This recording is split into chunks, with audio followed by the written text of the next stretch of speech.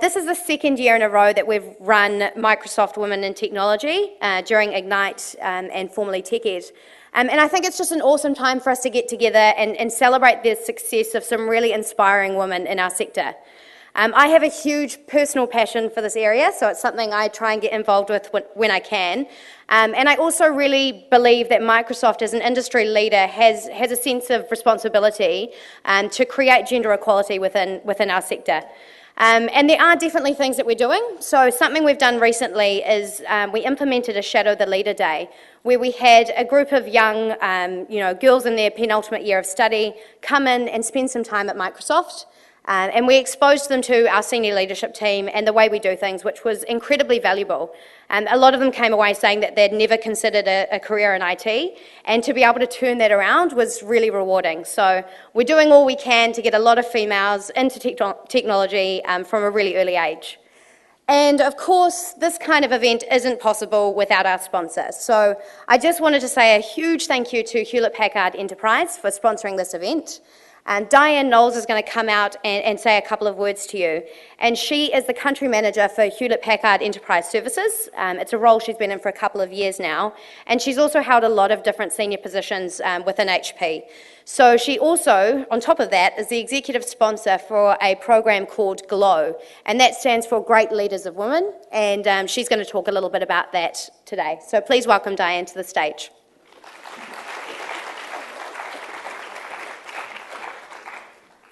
Thank you. Well, welcome everybody. I'm really pleased to be here this evening, and it's really great to be surrounded by a group of like-minded people and successful people. Nice to see some males in the audience also, even though this has been introduced as being an event for women. I'm sure all of you are aware that women are vastly underrepresented within the IT industry, and it's really important that we all play a role to address this situation and to address the imbalance. This means that supporting young women, both in the education system and encouraging them to make the right choices and supporting them as they move into organisations and into leadership roles becomes increasingly important.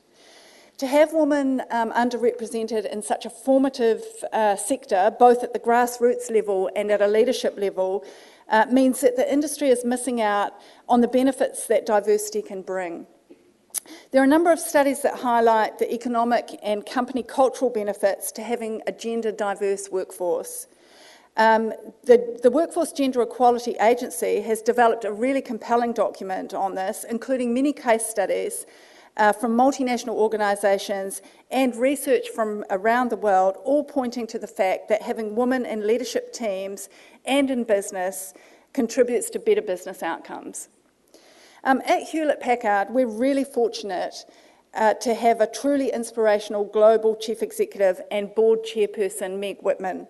She's been with us since 2011, and her really impressive career started when she joined eBay and took it from a company with annual revenue of around $4 million to a really successful company which was growing and is now an $8 billion company. At Hewlett-Packard, she's doing the same thing. She's taking our organisation on a growth journey to become more profitable, and that includes one of the biggest transformations we've been faced with. That is our company separation, which is planned for November. This will see HP split into two Fortune 50 companies, HP Inc., the printer and PC company, and the other company, Hewlett-Packard Enterprise, comprising of services, servers, software, and storage. Within Hewlett-Packard globally, we've created a number of initiatives to support, foster, and encourage the development of women in the workplace.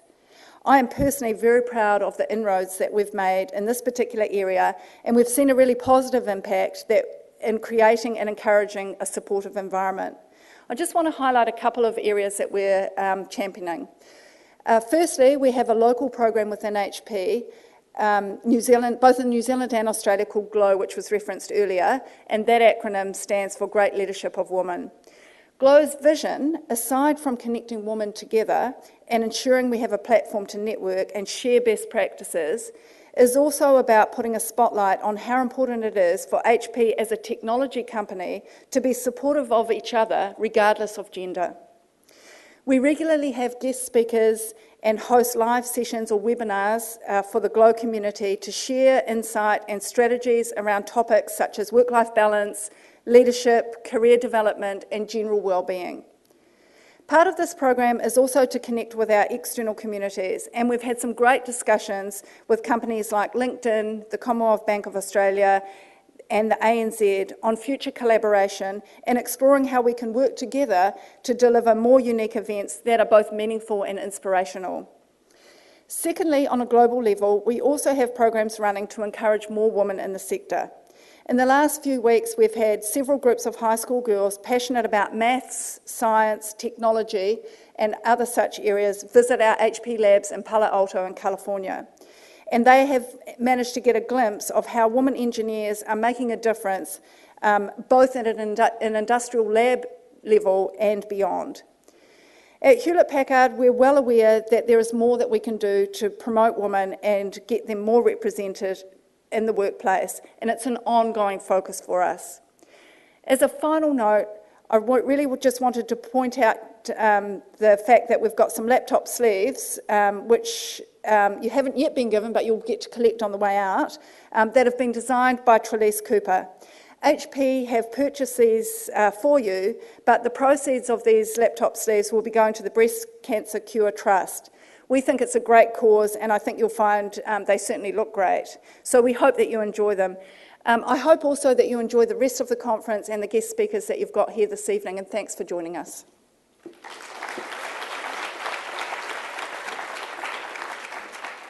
Thank you very much, Diane. It's awesome to hear what other companies are doing in this space as well and how we could potentially work together, so thank you for that. We're now up to our first speaker of the evening, and this is Jenny Stevens. Jenny, I saw speak about 4 months ago now, and I just thought she was incredibly inspiring, so I attacked her after she got off the stage and said, you have to come and speak at Microsoft Women in Technology, so I'm really proud to have her here. She is a client education manager at Xero for a product called Workflow Max. And in her own words, she says her superpower is getting stuff done and then allowing other people to get stuff done as well. And I think that really talks to the way she enables the people around her. So please welcome Jenny Stevens.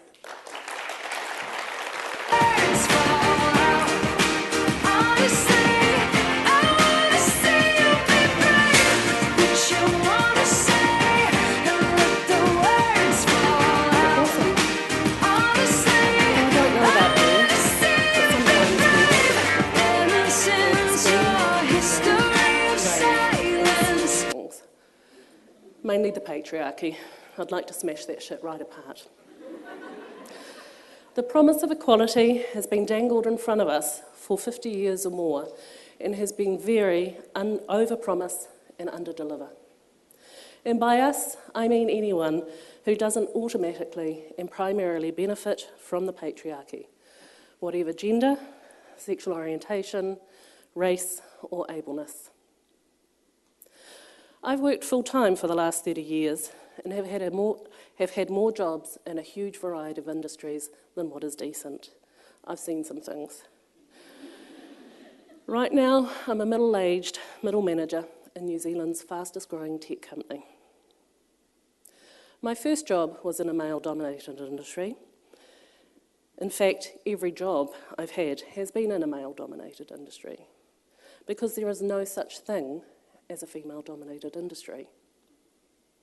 Childcare, nursing and teaching, the industries where women do dominate, are constantly undermined by a society that devalues anything feminine and overvalues anything masculine. They are underpaid, undervalued, and at the constant whim of politicians, the patriarchy still dominates. There is no opposite to a male-dominated industry, period. I have hope, however, that the tech industry can change this. I'm aware of the misogyny in tech. It is as flawed as any other industry is right now.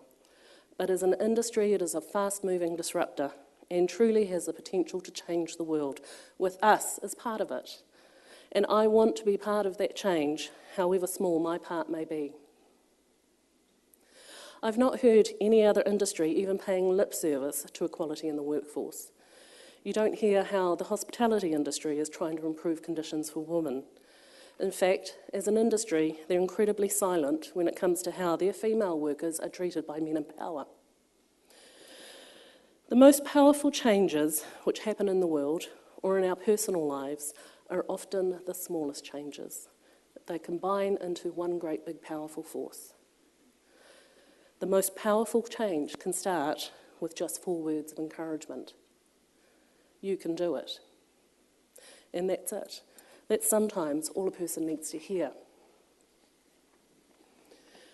My parents were great fans of the "how could you? Why can't you be more like so-and-so? And what a disappointment, school of parenting." It wasn't that funny. I heard a lot about what I did wrong and never heard much about how I could do something right. And I'm not even going to talk about the kind of marriage I got myself into age 20. But when I finally got out of it, I kind of lost my shit. It wasn't funny either. I was 27, separated with 2 toddlers. I was at the bottom of my barrel, and I had very few coping mechanisms. Somehow I got myself to India for 3 months, hoping for something to happen. Mainly travel, but maybe some life-changing moment. I took a camera and returned with about 20 rolls of film. And most of you look old enough to know they make photos. I was working in cafes then and showed the photos to some regular customers. One of them said, "You're good, they're good, you could exhibit them. The council even have money for that, and you can do it." Somehow I heard him. It was the way that he said it. It was genuine, realistic, and it was inspiring. It wasn't the fake, "Oh sure, you can totally be an astronaut." And I heard him. I did not reject those words. So I organised a small exhibition with dancers, storytellers, jugglers, my photos on the wall of an Indian restaurant. I even sold some. The following year, I organised another event, this time involving several hundred people, and all because of what this one person had said to me. A stronger person would have turned these events into a career. The thing was, I was still losing my shit. I was still at the bottom of my barrel, but now the barrel had some light shining in, and there was a little ladder ready for me to start climbing. And while it took a long time for me to truly believe in myself, that first event was the pivotal point in believing I could do something. I dare not think where I would be if one person had not said to me, "You can do it." The patriarchy is my parents' voice, telling women that we are not good enough, that whatever we do is wrong, and who do we think we are? It is up to us to be that person who says, "You can do it." Take every opportunity to say, "Yes, you can apply for that kick-ass job, and you must do that new project, and you can start up a business with that awesome idea." Those 4 words, "you can do it," really do have the ability to change lives. Most importantly, though, we must hear those words. It was 17 years ago. In that time, I repartnered, my depression was diagnosed. Medication altered my mind to work with me and not against me. I was out of that barrel, and I was looking around the landscape of life, and my journey continued. Everything still challenged me, though: parenting, work, getting out of bed. I couldn't have it all. That bit was a bit more funnier, though. You could have laughed. Some people can have everything, but everyone is different. For me, surviving and getting the kids through high school was what I could do. I'd worked my way out of hospitality and turned myself into bookkeeper, ending up in the most boring accounts job in the world. It was truly awful. I was suffocating, and the path I was on led nowhere. I needed to make a change. I was massively into the craft world at that time and had been podcasting for a year or so. After going to an event in the US, I saw a dynamic, fun world and wanted to be part of it. So I decided to start a magazine, as you do. And I mean, how hard can it be? Yep. Within 2 months, the preview issue of Entangled magazine hit the digital shelves. It was a slick, high-end looking magazine, which did not look like it was made late at night in a basement garage in New Zealand. A year later, I realised my life hadn't really changed. All I'd done was add more work to it. I needed a leap of faith. So I left my partner, my job, decided the kids were adults and they could go flatting, and I moved 500 kilometres away. I worked 16-hour days. The magazine grew slowly. I went through a business incubator program, and I was finding out what I was good at and what I was not. After 10 months and a second magazine later, I had a meeting with someone who changed it all. He pointed out what in my heart I knew. The business did have potential, but it was never going to be the kind of business I really wanted. At best, I would be earning the equivalent of a corporate salary after several more years of serious investment with both time and money. I stopped the business the next day.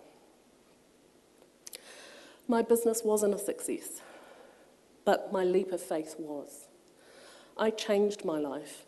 I've now got the kind of work where I love getting up every single day, and I'm living my life on my terms, exactly how and when I want.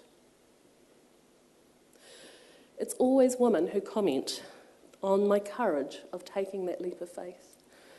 That's because leaps of faith are really fucking scary.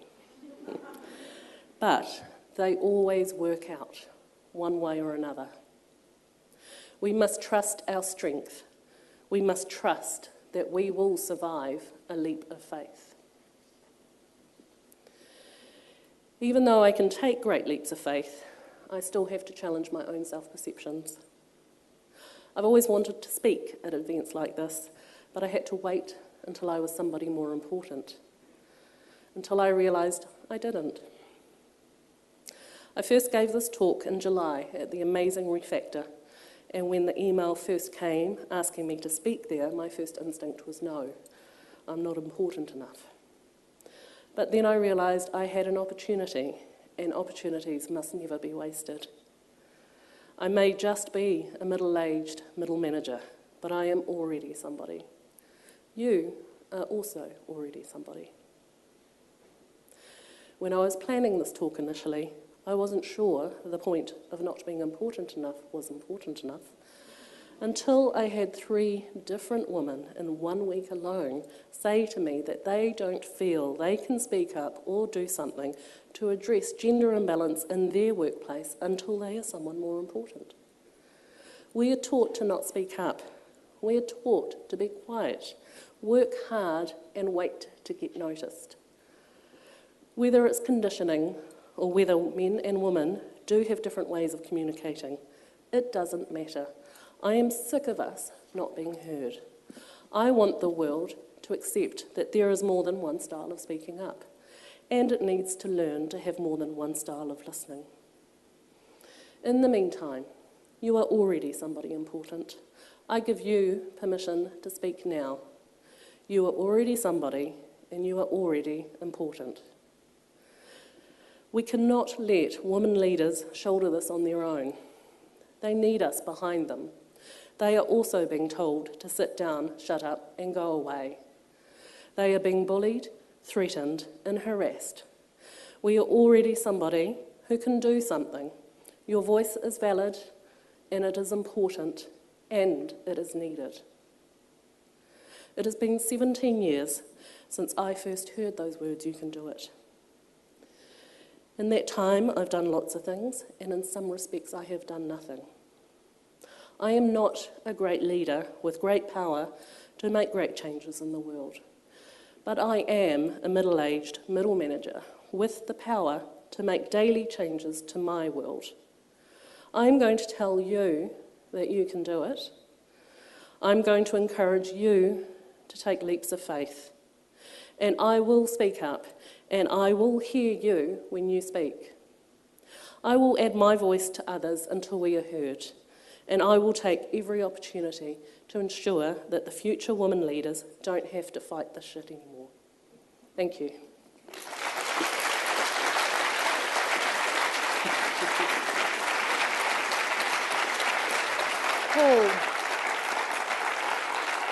Just a long round of applause, Jenny. And thank you so much for sharing that with us. It's an incredibly personal story, so you're really brave for doing that. Thank you. Next up, we have got the Honourable Louise Upston. And Louise is the Minister for Women. She's been a Member of Parliament for Taupo since 2008 and has various other roles as well, including the Minister of Land. In her spare time, she plays a lot of netball, and you'll see evidence of this tonight because she's actually recently snapped her Achilles. So this speaks to her dedication and commitment for still making it onto the stage. So warm round of applause for Louise Upston.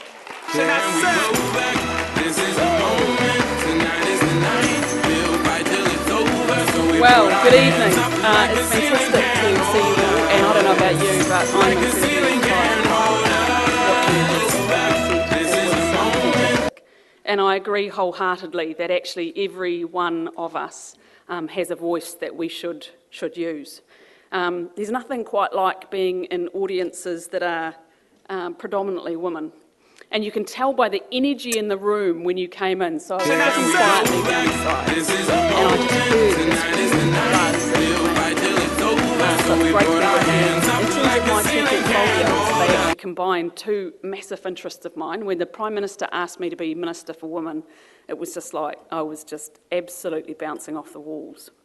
And in terms of land information, one of the significant projects that I've got to look after in the next few years is the replacement of Land Online, which for any of you who deal with properties, a bought or sold a property, is a beast of a system.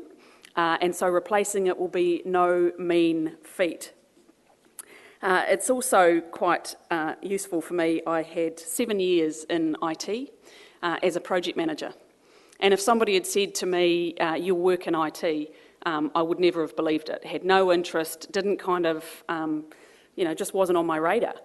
Because actually when I was in primary school, I wanted to be an MP. And definitely not many people wanted to do that. Fair enough. And it's quite interesting because, I was, brought up by a mother who, she started a business when I was about 7. She had no idea about starting a business, and I'm like, she was a dental nurse, because that's what, mothers of my mother's generation did. And anyway, she decided she wanted to start a business, which was pretty gutsy. And I guess I've never really given her credit for how much of an example and impression she's left on me. Because I've always kind of, had a plan. So had a plan that I wanted to be an MP, decided to be there by the time I was 40, and learnt a few hard lessons on the way. And one of those hard lessons was very definitely, as Jenny says, being told what you can't do. And part of my life plan wasn't becoming a solo mother at 26 and going on the DPB. And I remember someone in my family very close to me saying, oh, well, if you decide to have this baby, you can kiss goodbye your dream of ever being an MP. And I don't know about you, but I've got a really strong bugger you gene. And I was just so incredibly determined to prove them wrong. And yes, it was incredibly difficult, but actually that, belief in yourself is so fundamental. And I still have crises of confidence on a regular basis. And yes, I think probably women suffer it more than men do. And what I've done very deliberately though is I've practiced being fearless. I, on a regular basis, choose to do things that scare me stupid. Because if I face what I'm absolutely petrified about, and I actually manage to do it, yep, sometimes I fail, land on my face big time, or not on my face with this one. But the more you actually practice being fearless, do things that scare you silly, the more you grow and strengthen that muscle called your own confidence. And you heard so very perfectly from Jenny before me, that's exactly what she's done. On a regular basis, take yourself out of your comfort zone, and that builds your own resilience and your confidence. And if I look at, this industry, in terms of the number of women participating, it's hugely better than some industries, but actually we've still got a long way to go. And often people ask me questions and say, women have got equal rights. What do we need a ministry for women for? What a waste of taxpayer money. I'm like, yeah, well, in theory, it's bloody good in theory. But until we've got equal opportunities, equal choices and equal expectations, let alone being valued equally, we've got a lot of work to do. But that work is actually for each and every one of us to do, because it's what we do on a daily basis, it's the conversations we have on a daily basis, it's the supporting others, but also backing ourselves that make a big difference. So if you look at your industry, there's massive growth. 12,500 more jobs in IT in 2 years. What I want, though, is I want to make sure that a big chunk of those jobs are going to women. And a big part of that, and as we've heard the examples from Microsoft and Hewlett-Packard, it's about making sure that we are getting in front of young girls and helping them choose careers in tech, make them realise what it is you do on a daily basis. When you jump out of bed in the morning and can't wait to go to do your job, you want to share that with girls. Research actually says that mothers are the greatest influencer on girls' career choice. And I think it's not just mothers, it's aunties, it's sisters, it's cousins, it's other people in the workplace that can influence the girls around us. One of the key parts of that is, actually connecting, I think, connecting girls to what IT makes possible. So what are some of the massive problems that you are solving? And actually connect that to the work you do. Because I tell you, if somebody said to me, you're going to work in IT for 7 years, and by the way, that's kind of maths and science, seriously, my eyes would have just glazed over, because I was not one of those kids at school. I might have been the kid that sat in the front row every time in class, but I definitely was not the kid that was interested in maths and science. So it's actually about presenting the picture to say, what is the work that you do every day make possible for the world? And that's really one of the exciting opportunities that we've got. One of the things that is fantastic with Microsoft having meetings like this is to connect you together as a group. But actually it's then to say, right, how do we harness this group? And just a week ago today, in this very building, I met with the Women in Spatial group. So it was part of the Esri Users Conference, so all the women in Spatial. And they've got a fantastic program that's really reaching into primary schools and intermediates, talking to their children's classes about what GIS is. Because actually, 20 years ago, who'd heard of GIS? Definitely not me. I was fortunate enough when I spent time at Hamilton City Council to work with a GIS genius. He was an absolute genius. And it was by working with him that I saw actually what was possible in harnessing and connecting and utilising data and information. And it's about telling that story to others.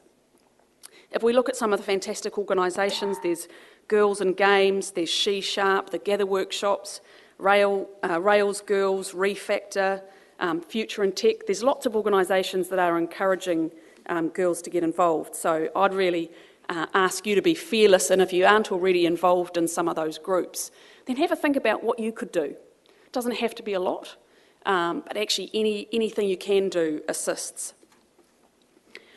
I want to come back to one of the comments that Jenny made, because one of the challenges that we do have as women is the pipeline into leadership. And often I get criticism for the fact that we haven't reached our target yet to have 45% of women on state sector boards and committees. Well, actually, I would say for the bulk of women in this room, you're probably not interested in that. You're interested in your career. You're interested in how you can develop and grow your leadership. You're interested in how you can make a greater difference in your workplace, your community, your family. So for me, that's about saying, how do we make sure that the skills you have are valued and recognised and utilised?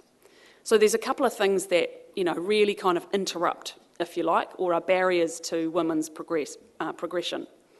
And the first one is unconscious bias. So we all have biases. What we've actually got to do is draw some of those out so that we actually know they are present.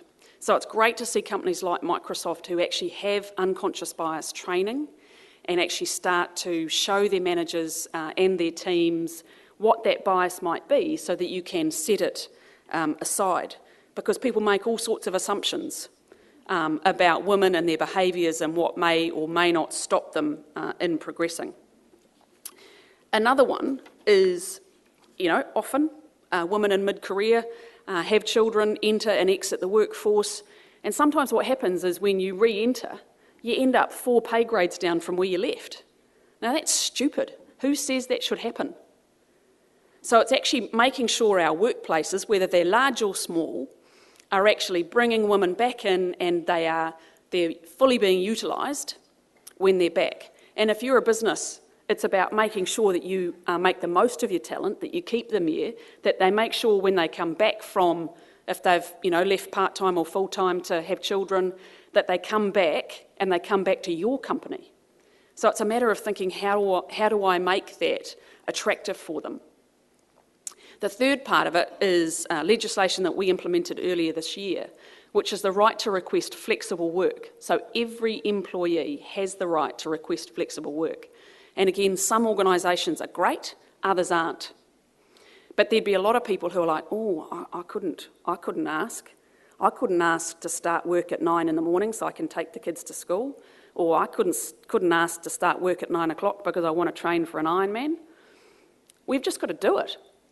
You've actually got to ask. And there might be things, ask for a pay rise.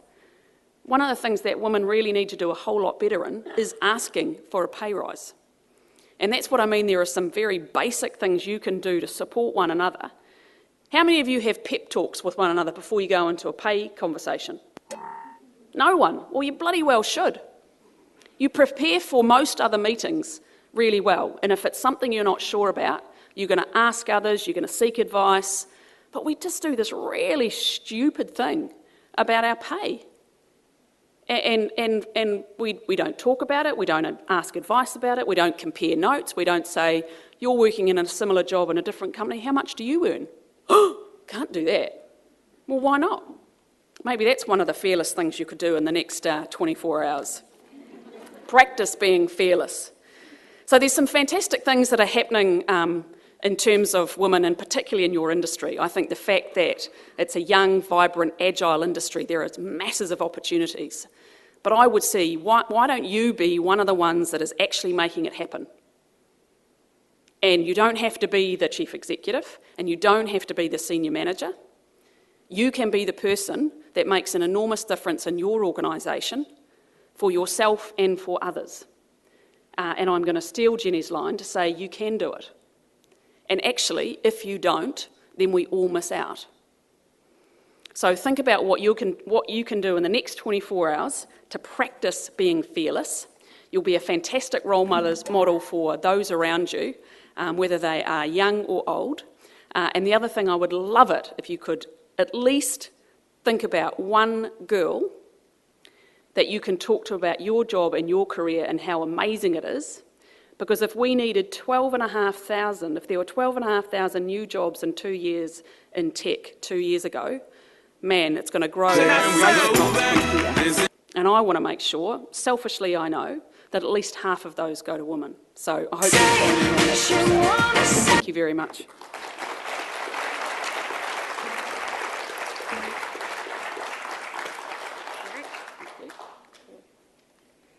Thank you very much, Louise. That was insanely cool, and I think there's a strong theme coming through about really being fearless and having a lot of confidence, and I think that's something we can all learn from. So thank you very much.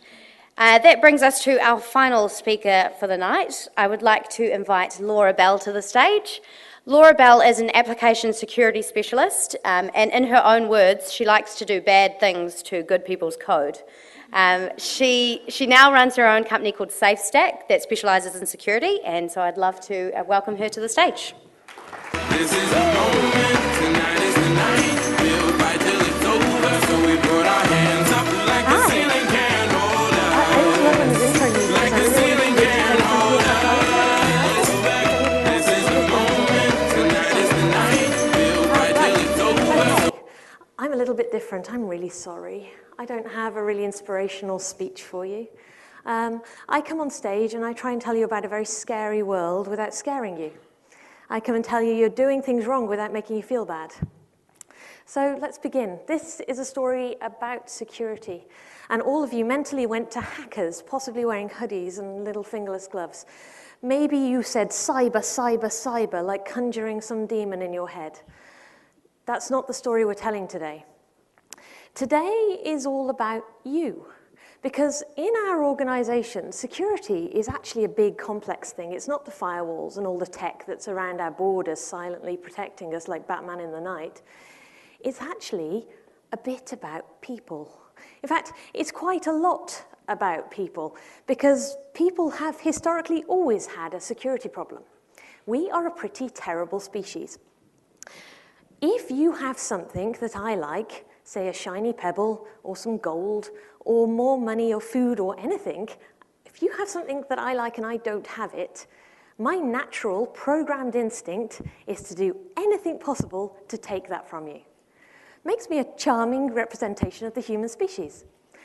And I love to tell you, you're all exactly the same at your fundamental level. So, we put this species who likes to basically do bad things to each other, it's how we've evolved and survived, and we put them on the internet. That seemed like a really great idea. And we made ourselves slightly more complex than we were. We were pretty much, take it, you leave it. We were defined by our shoe size and a few government identifiers.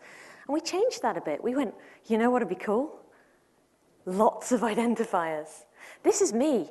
This is me 4 months ago. I did a tiny little 10-minute recce of all of the accounts I logged into online in a short period of time. I had 87 different usernames and identifiers, 28 different second-factor authentication tokens. Now, admittedly, I'm not normal, but I want you to mentally think. Just think about your life. Think about all of the systems and things you connect into every day. Even if you're using the same username, and God help us, password on all of them, then you've got these identities all over the internet. You are everywhere in multiple forms. You are spread around the planet. You're not just in one place anymore, you're in many. So why am I telling you about this? Well, normally I wouldn't use a real case study, but Ashley Madison just happened. Now, why is Ashley Madison relevant? Now, it's not about the purpose of Ashley Madison. I'm going to clear that up. You can debate that in your own time. What's interesting, if you look through the list of identifiers, the email addresses that came out of it, was the types of email addresses people signed up with. They didn't go, I'm doing something sneaky on the internet, I'll make a new address. They did what everyone else would do, the same way they sign up for an eBay or TradeMe account, the same way we sign up to Facebook. We use the same email address we do every day of our lives. The sad thing is, we don't just do that with our usernames. What we're starting to see is the passwords that people used were the same ones they were using on other systems. Now suddenly you've got all of these accounts that are all different things, protecting bits of your own personal information, of your behavior, of your life, but they've got these shared pieces. These shared pieces that suddenly somebody has spewed all over the internet like confetti. And people like me have downloaded it for fun and had a look. The problem is we're connected. We are all connected together in a horrible tangled mess. And this connection is making us quite vulnerable. But it's also the connection that's going to make us strong. And in this talk, I'm hoping I'm going to show you how you individually can become the army that protects your organizations, your families, and your lives through your behavior. Because I don't think any device is going to save us. I don't think the codes you write is going to save you. I actually think it's going to be you. And that if we fail, it's because we individually are not taking our own steps. We are all part of the problem, myself included. It was proven that if you give somebody just £100, they will give you any secret from an organization. You can normally buy a password off a bored person with a chocolate bar. We are not good at this. 93% of the organizations I've worked with in the last year never changed their passwords. My oldest password I've encountered now is 10 years in a corporate environment. He was very proud he'd never changed it in 10 years. They never changed things when people left, so people had accounts way after they'd left. That's good, maybe? I don't know why you do that. It's not like it's not a museum. We're not here to collect these things and store them for posterity. Most of our organizations are also putting production data, the data we collect from human beings, in funny places. We're putting it on our laptops to do some research. We're putting it on a thumb key. We're sending it out via email. We are putting data in places we don't know how to protect it. And if we don't change that, we can never control where it ends up. And then things like Ashley Madison happen. Our personal information ends up somewhere it shouldn't. And for most of us, we're like, oh yeah, but it's just my email address. But what if you have a way you live your life or some part of you that you need to protect yourself online? That your identity and your personal information could cause you physical harm if it was in the wrong places. We have to make sure we fix this because we're protecting each other, we're protecting ourselves. And we don't understand our technology stacks at all. How many of you write code for a living? Or have ever written any code? Awesome. How many of you have code on the internet you know is still running today? How many of you wish that code had died a fiery death? Yep. This is what the internet looks like. It is a tangled mess of intern projects and things we wrote in the middle of the night when we were a little bit tipsy and upset. We are complex. It is a mess, and we all need to take steps when we build our systems to fix this. So let's be part of the solution. You're all going to do amazing things. We've had 2 phenomenal speakers tonight who've told you you can do it. You will do it, and in fact, they've told you specifically some organizations and things to get involved with. I want to tell you you can do it, you will do it, and if I can help it, you're going to do it safely, whether you like it or not. So let's sort out the basics. Now I want you to close your eyes, give yourself 10 seconds, and choose a new password. Don't tell the person next to you, it defeats the object. Try and remember that password. Right, moving swiftly onwards. First rule of Safety Club. Data is a privilege. One of the reasons Ashley Madison got into a lot of trouble and are now subject to a giant class action lawsuit is they didn't understand what the word delete meant. Just for those who aren't clear, delete does not mean make a flag in your database that says, oh, you didn't want this right now, but I'm saving for later. That's not what delete means. Do you know the best way to secure something? Don't have it. Get used to getting rid of big data. Big data is amazing for analytics, and it's a terrible thing for privacy.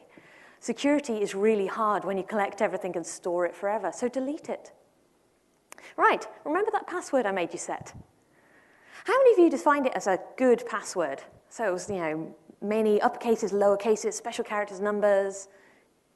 None of you? Oh, good. Oh, a few of you. Right. How many of you can remember what you chose? Yeah? Okay, keep going. Words are expensive. I want you to strip the following words from your vocabulary. Cyber. Just don't say it. Back in the day, cyber meant something very different. It was a lot less serious business, and it happened in Yahoo chat rooms. Cyber is not a helpful word. Cyber gives us an amorphous beast that we're trying to fight. This isn't a cyber problem. This is a people problem. This is about controlling things, about taking basic hygiene steps. So stop talking about cyber. I want you to say less in your debates. I don't want you to talk for hours and hours and hours. I want you to say simple things like, you know what, I don't know. The strongest thing we can say in security is that we don't know. Because I don't know is an invitation to find out, to learn, and to understand more. So don't talk for an hour if you're not sure. Just say you don't know. but invite learning, invite other people, invite other knowledge. You can't make things more secure by making them more complex. You can't layer systems on systems on systems and introduce new frameworks to solve your problems. No matter how many border devices you layer outside your organization, somebody is just going to make friends with one of your staff, ask them very politely, and get the information that way. So bring things back. When you design your systems, when you go out and design your world, whatever your job is, make things simple. Simple things we can understand. If we can understand it, we can secure it because we understand what's coming in and out. We understand the language. There's no ambiguity. There's no wasted pages of PDF analysis and requirements documents. Keep things simple. And I want you to admit, and I want your organizations to admit, that you're vulnerable. The reality is we are all vulnerable all of the time. We put all of our stuff on the internet and we trust that today is not the day we are going to get hacked, that today will be okay. But actually, the reality is it could happen at any point.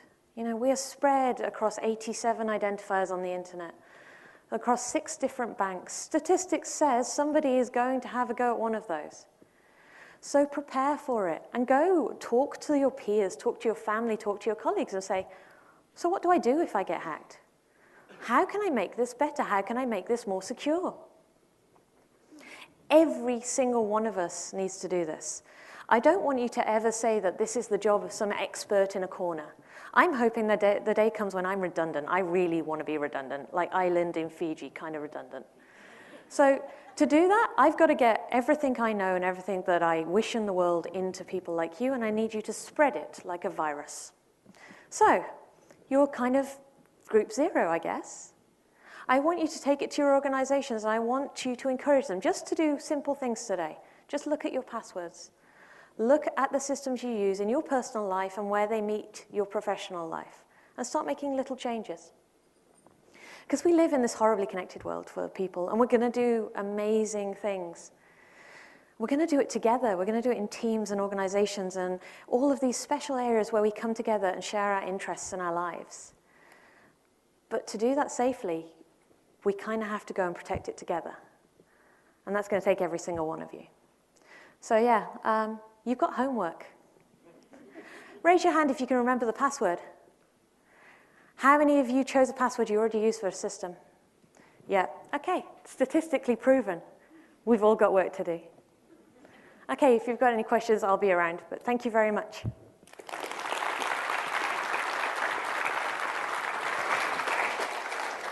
Cool, thank you, Laura.